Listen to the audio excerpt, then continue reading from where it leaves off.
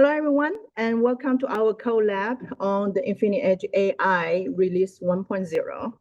I'm Tina Zhou, and over the next 10 minutes, I will be introducing you to the platform and highlighted the key updates in this release. Today's session will cover a high-level overview of InfiniEdge AI, along with a recap of the improvement implementations made since the last version. Actually, this is the first version. We did have an internal version. And this will set the stage for the hands-on portion later on. Let's get started. If anybody doesn't have a laptop yet, you can go back to the student dorm to grab one. InfiniEdge AI is our next generation platform designed specifically, specifically for deploying and managing AI applications at the edge. Unlike traditional centralized AI systems, AI brings intelligence closer to where the data is generated, ensuring lower latency and more efficient processing. It leverages modern container technologies or orchestration frameworks to provide a scalable and robust solutions. Additionally, as part of the InfiniEdge umbrella, it benefits from a strong community and adherence to open standards, which means continuous innovation and support. Let's talk about, oops, you didn't? Oh, okay. Sorry about that. This is a PDF version, okay. Yeah, let's talk about why we build InfiniEdge AI. As AI applications increasingly operate at the edge, developers face unique challenges such as limited resources, like you are using a phone, and real-time the data processing needs, and the complex deployment scenarios. InfiniEdge AI was designed to overcome these hurdles. It not only streamlines the deployment and management of AI models across distributed networks of edge devices, but also offers robust lifecycle management and optimized data pipelines. With enhanced observability and performance monitoring, developers can ensure their applications run reliably and efficiently, no matter the use case, whether it's IoT, real-time analytics, or other demanding environments.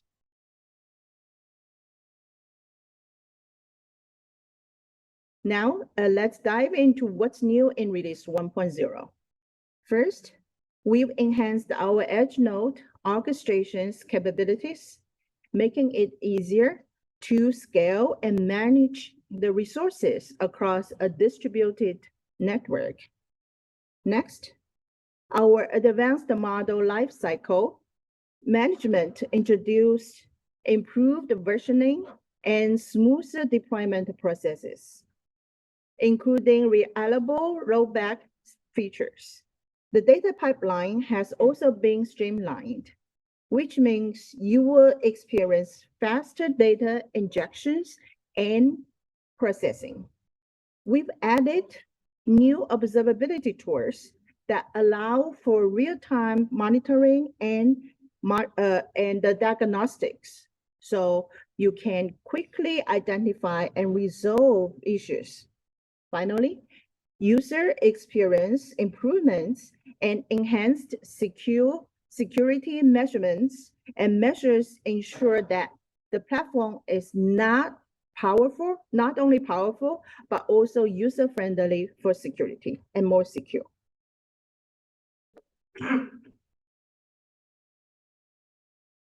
To recap the key changes from our previous version, we moved away from our legacy orchestration system to a more robust and scalable solution that better support distributed edge deployments. Our lifecycle management for AI models has been significantly expanded, allowing for smoother updates and quick rollbacks. We've made major strides in improving our data handling, ensuring a faster and more efficient pipelines. The new observability tool provides comprehensive monitoring, which is essential for maintaining performance and troubleshooting issues in real time. Overall, these updates enhance the scalability, security, and usability of InfiniEdge AI, making release 1.0 is a substantial upgrade for all users. Without further ado, I would like to introduce my colleagues Xintong and Yuchen to give people a more deep dive in the technology. Thank you.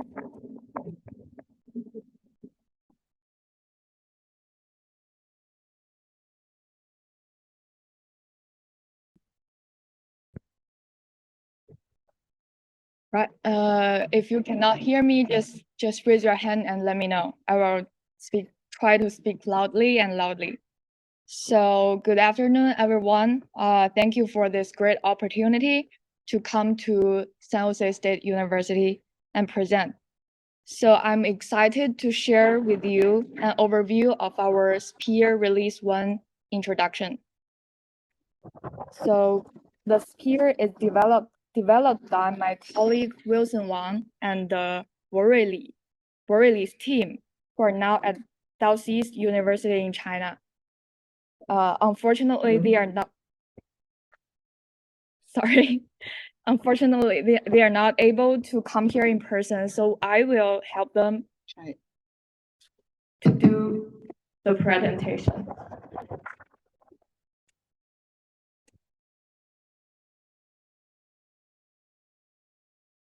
So first of all, allow me to introduce myself. I'm a software engineer on ByteDance Edge platform team, where I have worked for around 4 years.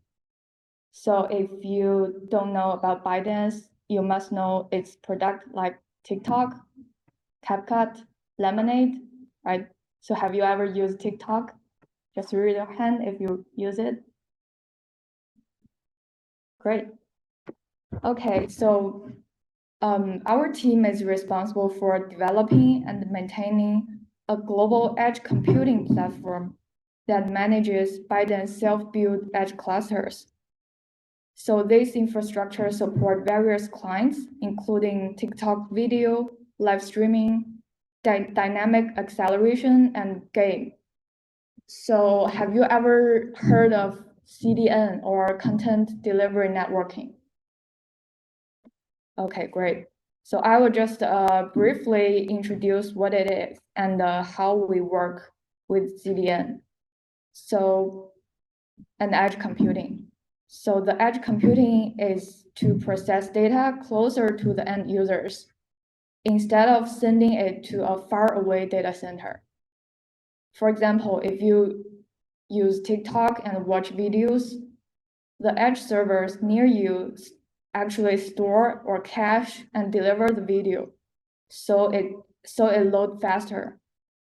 So there are some good point of it. The first one is low latency, and second one is less internet traffic. Third one, it has better performance. So now I'm gonna tell you more about my team. So we focus on building an internal edge platform with Kubernetes native interfaces to manage clusters and bare metals server. And our services also include resource management, workload management, layer 4 and layer 7 load balancing, billing, CI/CD, and site reliability engineering, or SRE. So if you can see this picture, this is our whole infrastructure. Currently, we have more than 200 edge clusters all over the world, or actually it's 40 countries and 226 clusters. We have 3 compliance regions, 5 clouds and vendors, and a lot of servers, CPUs, resources, and hundreds of projects and a huge amount of traffic. And then I go to the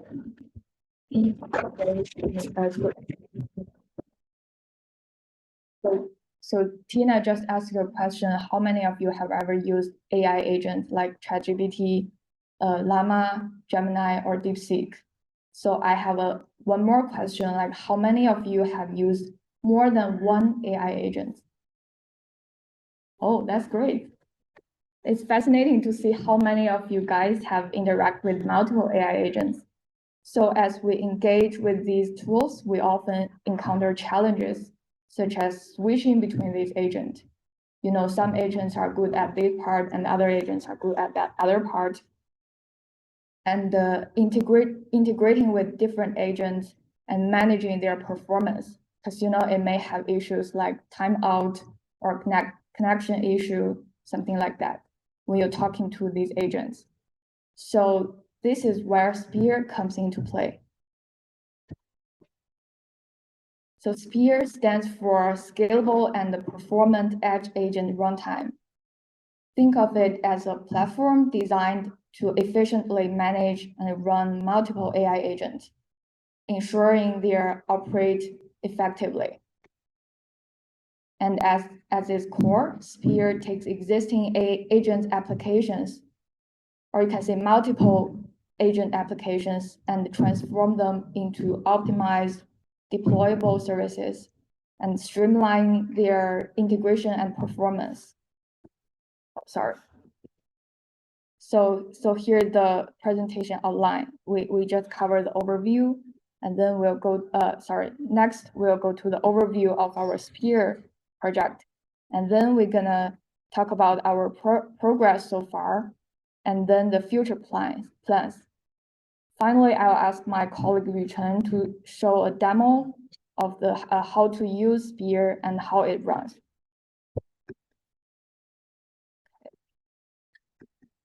So first, let's go to the system workflow or the overview. So as you can see this diagram, we have 2 phases. The first one is the offline, and the second one is online phase. So let's start with the offline phase. And the first step of offline phase is for developers to write some application code. So have you ever write any application code before? Just raise your hand if you. Okay, cool. So the first step of the Sphere is also write some program or coding, but at that time you can use some existing agent framework like LangChain or Llama Index. So does anyone know LangChain or Llama Index? Oh, great. So, but I'm still gonna introduce a little bit about LangChain, which is an open source framework designed to simplify the development of applications that utilize LLM, such as OpenAI's GPT-4. It provides tools and interfaces that allows developers to integrate these powerful models into various applications, or you can see it as an SDK. And as the output of the offline phase, we're gonna build an instance with your application code and all the needed configuration files. So the key technologies here are, we have 2. The first one is multi-instance selection. This technology helps us to decide the best way to run and program, whether as a container, like Kubernetes container, or a module, or a standalone process. It depends on the environment that you are running this program. For example, if you are using a Kubernetes environment or a virtual machine, or even a bare metal. So the second technology is automatic code generation. This technology is actually transform the application code into an executable form. This includes code changes and transformations that prepare the code for deployment. So basically, the first phase is just writing the code, compile, and build. And then let's go to the online phase. This phase is actually takes the instance we prepared before and deliver it as a live service to user. So the instance we deployed is now running as a workload. At that time, user can connect it with the workload through API gateway. Like I just send a request to the API gateway, and the API gateway forward this request to the workload. And then the workload or the developer wrote code is gonna talk to the Sphere system service and do the AI works. So here are three important parts inside the Sphere system service. The first one is built-in tools. The built-in is actually a predefined LLM prompt by Sphere. So by utilizing these built-in tools, user can reduce the effort required to write effective queries and leading to more accurate and efficient interactions with LLM. So simple to see is like if you wanna open a web page or do something else, the Sphere predefine these actions for you, and then you can just call an SDK to do these kind of operations. And the second part is planning. So the planning refers to the process by which LLMs generate and organize a sequence of actions or steps to achieve a specific goal. For example, if you want to go to Hawaii and you ask GPT-4 to generate a plan for you. So what are the necessary steps? The first one, like booking a flight, reserving hotel, and planning activities, even buying some tickets for your activity. These all steps should be in logical sequence. So this process needs the model's ability to think ahead, consider various factors, and generate a coherent plan to accomplish the desired outcome. And third part is memory. This is the important part of an AI system. So to maintain the context and coherent in the ongoing conversations, the AI agent allows the model to reference earlier part of the dialogue, ensuring that the responses are relevant and correct. For example, if I ask ChatGPT, who is my colleague Yu Chen? Of course, it doesn't know, but if I ask the next question, when was he born? The system uses memory to understand he refers to Yu Chen. But of course, it cannot know when he was born. And here are some key technologies of the online phase. The first one is cloud edge integration. It's actually offloading the workloads or AI agent workloads across cloud clusters, edge devices, and even the end devices. And the second technology is agent-oriented autoscaling, which is a specialized autoscaling mechanism designed for AI agent, similar to Kubernetes container autoscaling, but it's tailored to the unique characteristic for AI, ensuring that the AI agent responds quickly and reliably. So I will talk more about the cloud edge integration because that's what our team are doing. Okay, let's go to the next slide. This is the whole system diagram of the sphere. So our architecture is designed similarly to an operating system, and with a clear separation between the user space and the kernel space, or you can call it system space.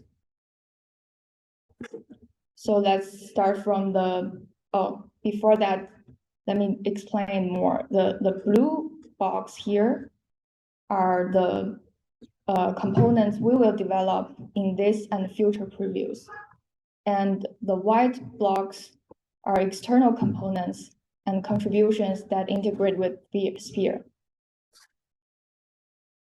Okay, so let's go to the user space. The first layer are the agentic application support. So we support various agent applications such as ChatDB, RAG applications, and more.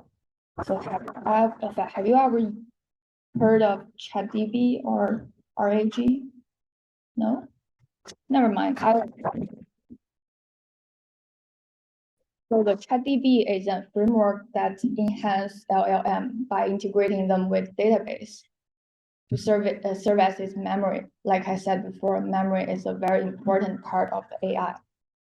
So this integration allows LLM to run complex text more effectively by storing and retrieving these information using structured database queries.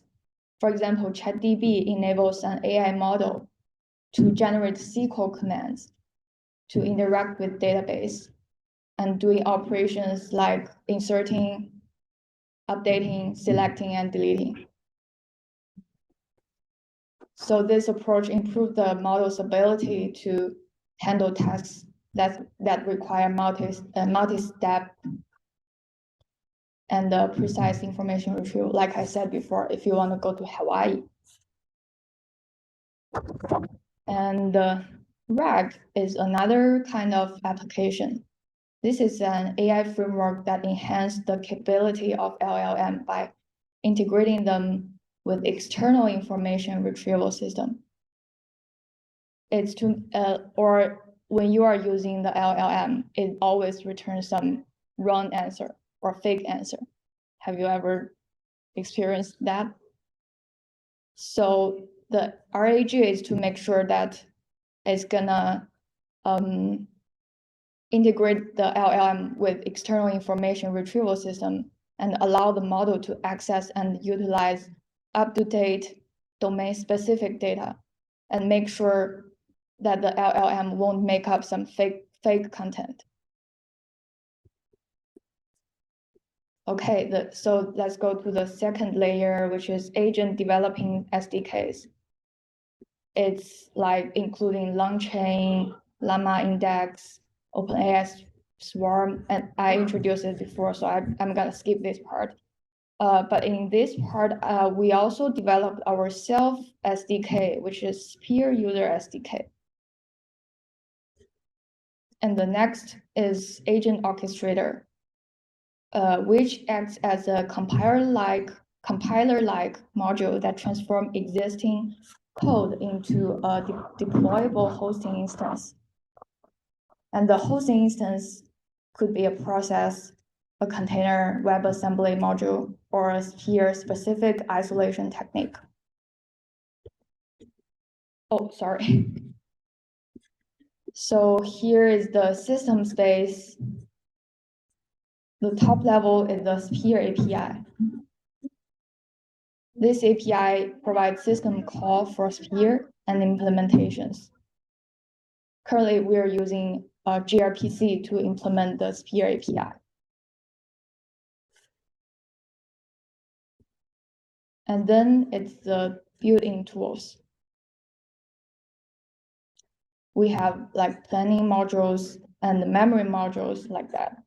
I also introduced before. And also the important part is Cloud Edge integration. Like it includes key modules like API gateway, cluster management, traffic management, network acceleration to support offloading and seamless integration across environment. So my team, like Edge platform team, gonna work on this part. And currently we have a layer 7 ingress. It's gonna be open sourced, probably this or next phase.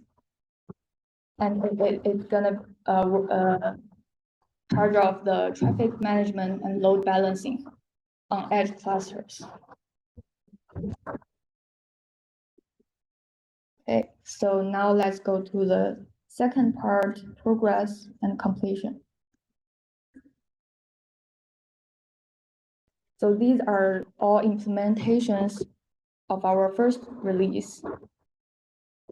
There are 4 key achievements.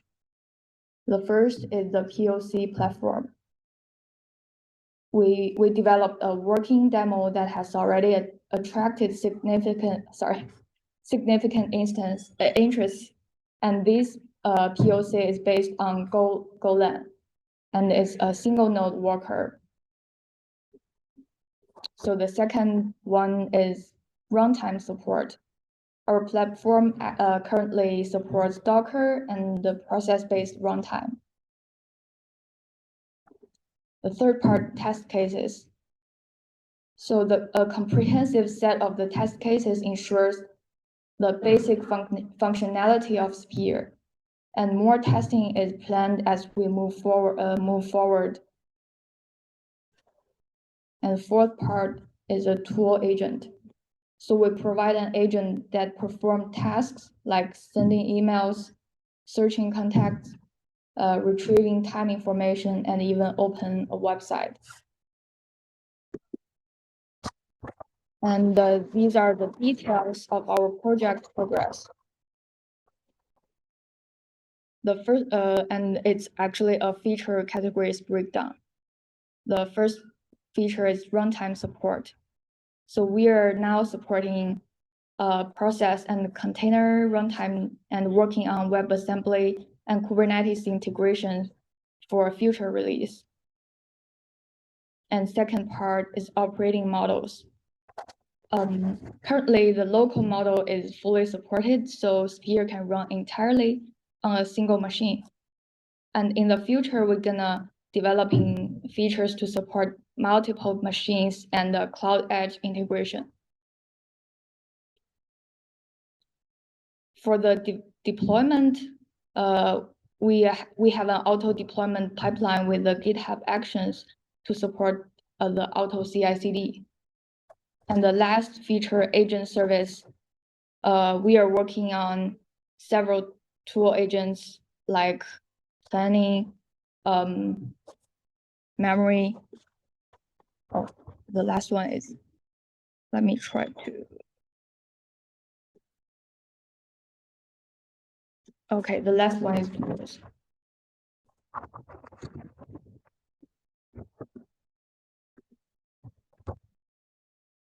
So let's go to the future plan. It's actually for release 2 and beyond. There are several technology enhancements like automatic instance selection and generation, which is actually refining the process for choosing the best runtime environment automatically.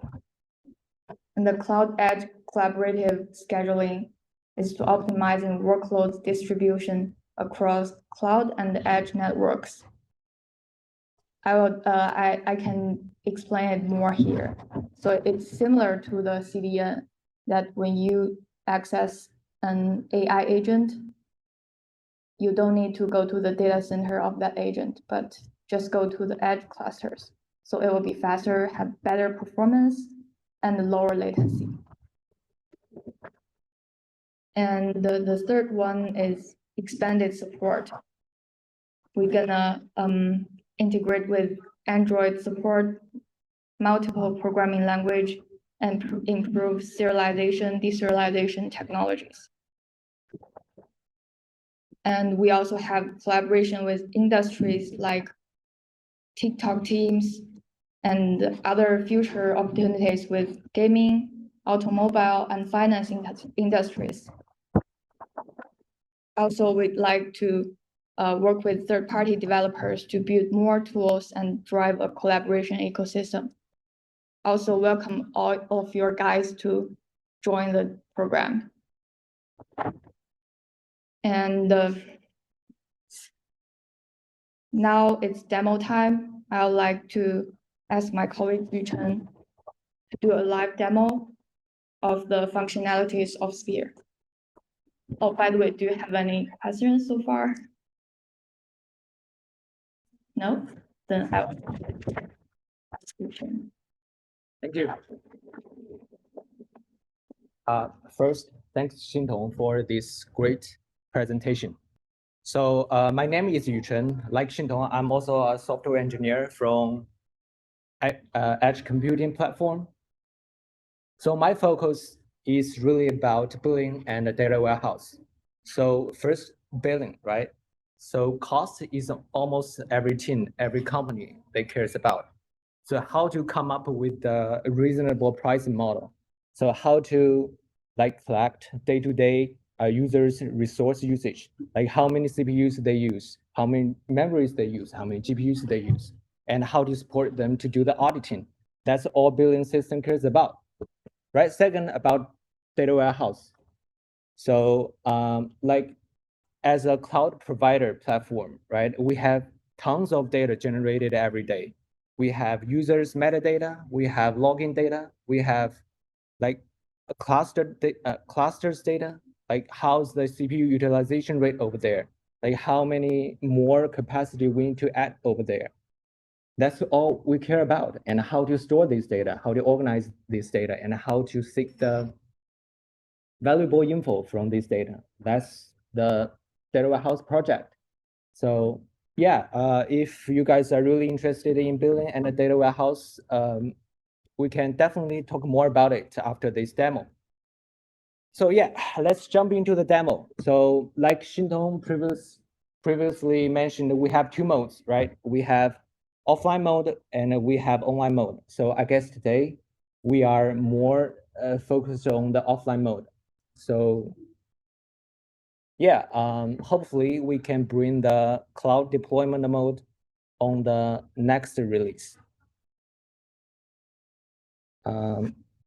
Yeah, so today's demo, so you don't need to worry about the code except from the demo folder.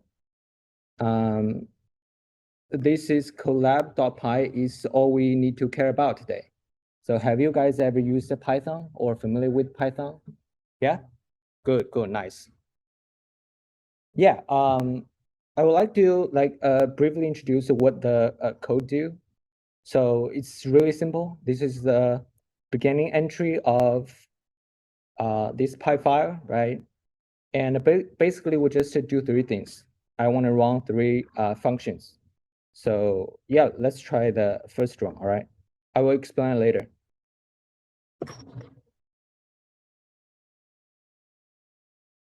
All right, finished. So if we take a look at the first function, so what does it do? So we give him like 4 inputs, right? Agent. And the second part is the prompts. The size. Okay.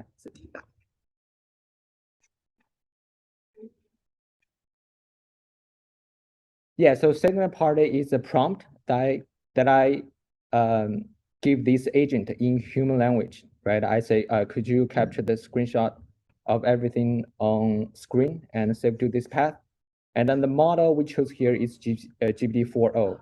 So actually we can choose more model like Llama and I think Anthropic Claude.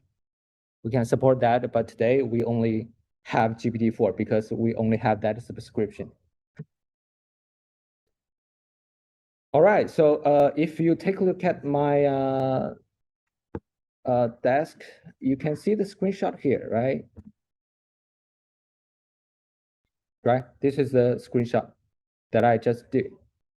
So I think this part can be really useful, right? It's kind of like Siri, but more intelligent than Siri.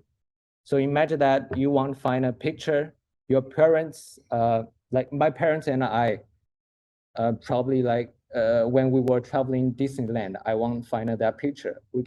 I can just tell the Siri to do that, right? I don't have to manually find the picture. So this is I guess this is the first function I want to show. And the second one is, I asked the GPT to help me open the SGS user homepage. Let's try that.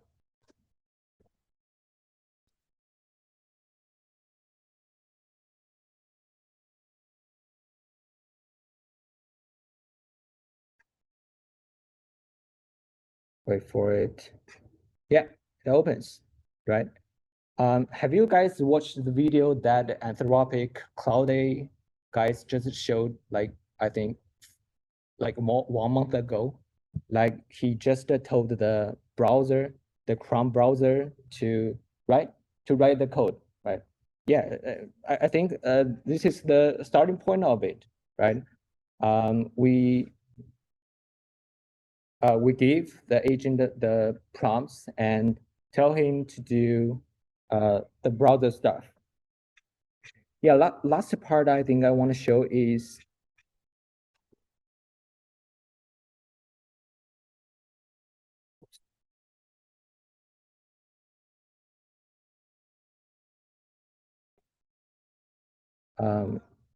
this one. So I tell the agent to help me display a HTML page with a button to say hello.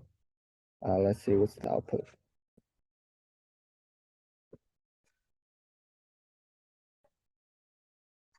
Yeah, we have a HTML page with the say hello button on that, and it's actually stored in your own laptop. Yeah, in case some guys may doubt that, oh, you just probably just hard code it.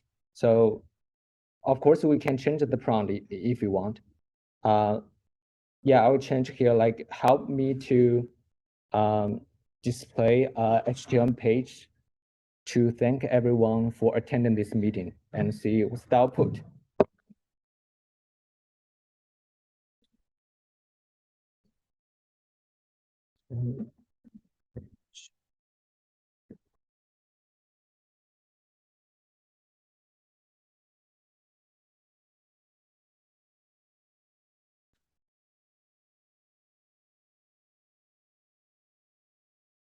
All right. Great. It's cool. Yeah, I guess this is the demo part, and the next, Xinhong and I will walk you guys through the step-by-step, like how to set up the agent on your own laptop. So before that, have you guys have any questions about the demo or the presentation before? Yes. So you have used the implement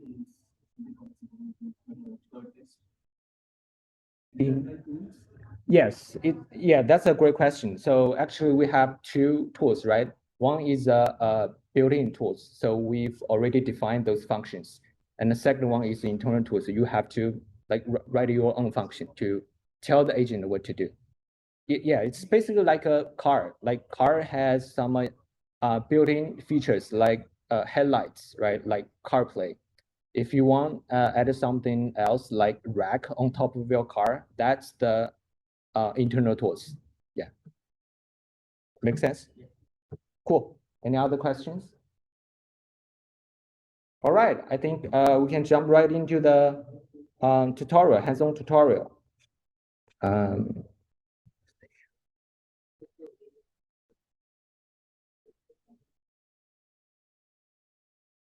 Yeah, first I want to make sure you guys have this installed on your own laptop. It's basically just a Python, Git, Docker, and a code ID. Personally, I prefer VS Code. Can it automate the things like for the given credentials, can it add up the courses? Say that again. It opened the JSU homepage. Yes. Can it also add courses for the and what add courses? Yeah. Course registration. For me,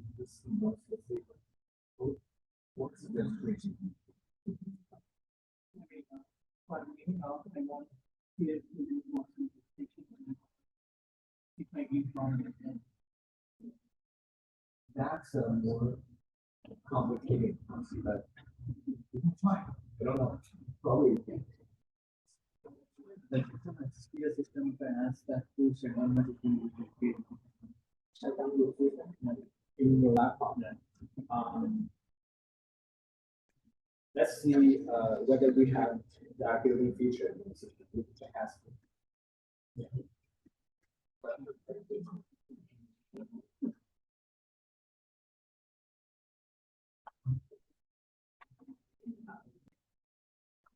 Yeah, so after you guys install all the stuff in the where's that previous slide, this slide, then we can start the steps to run this agent on your own laptop.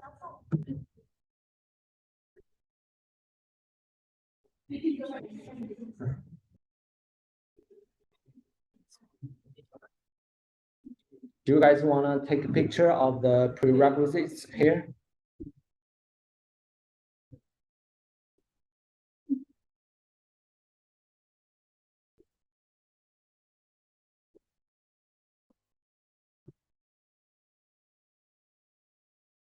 Yeah, and also if you guys curious about what like TikTok engineers day-to-day work, feel free to come to us.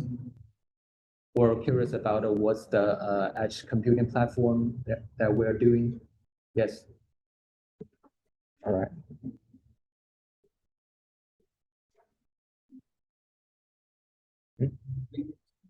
Okay.